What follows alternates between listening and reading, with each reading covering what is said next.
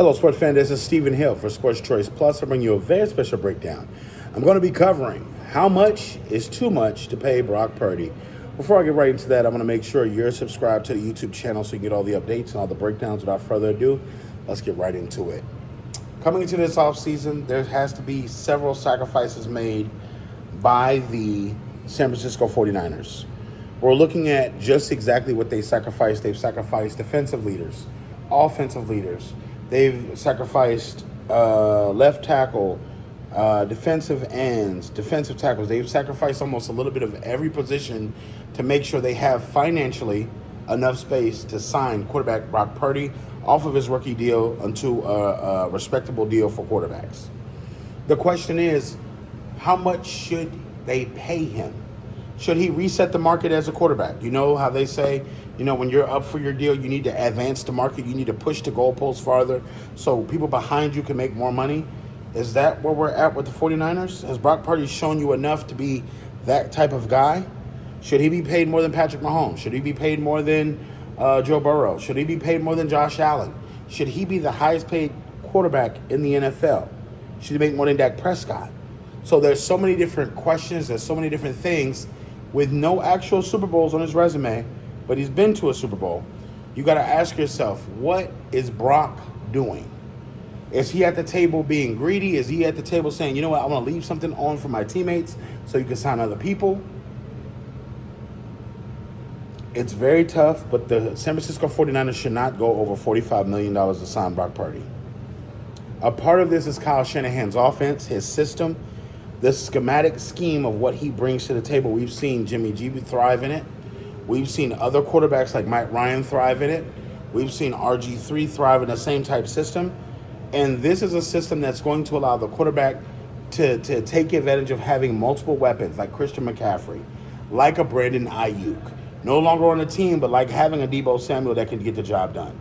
This is a lot for the 49ers because they've been coming off of years where they've been the heavyweights, they've been the juggernauts of the NFC West, they've been perennial playoff contenders, they beat some of the biggest and baddest teams, they've set the tone, and now it's time to pay the guy that's been carrying them from the quarterback position. If he wants more, then you have to essentially franchise tag him or let him walk. Because there's no way possible. There's no way possible. In this system, it's just too much going on. It's too much. This system of Kyle Shanahan's, it allows you to use your quarterback in several different ways. If he has legs, he can use his legs. We've seen Sam Darnold be fruitful in this for a couple of games. So the idea is not overpaying, but not pissing your quarterback off as well so he won't be offended by what you're offering him as far as a contract. Here's where the rubber meets the road.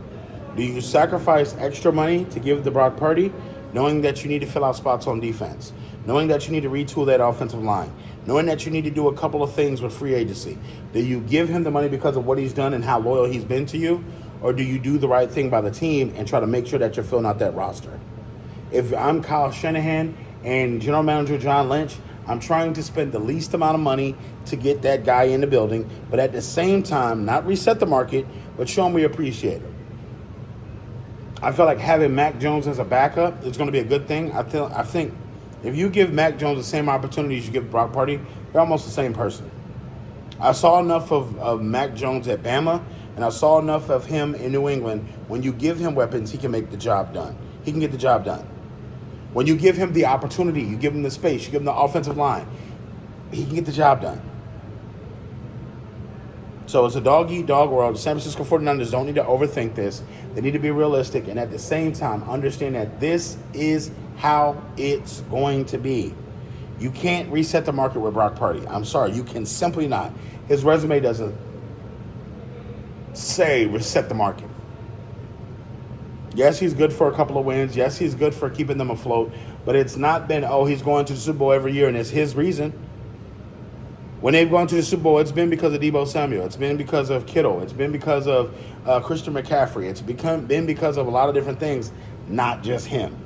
He's never been the main reason you're going to the Super Bowl. He's never been the main guy of why you're going to the Super Bowl. He's not been the number one target that are like, okay, I'm doing this for it. What do you Niners fans think? Get in the comment section below. Definitely check out Sports Choice Plus, and we'll see you on the very next episode.